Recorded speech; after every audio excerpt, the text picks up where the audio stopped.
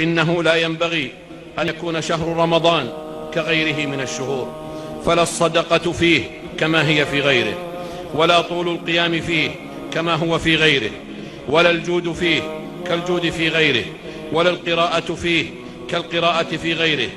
ألا والله وتالله وبالله لا عذر لأحد في رمضان إن لم يظفر فيه بباب القيام فليظفر بباب الصدقة، فإن لم يستطع فبباب التلاوة، فإن لم يستطع فبباب الذكر، فإن لم يستطع فلا أقل من أن يكف لسانه وجوارحه عما يخدش هذا الشهر ويثلمه.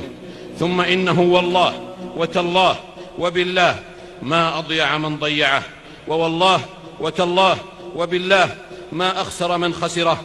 ألا ذلك هو الخسران المبين.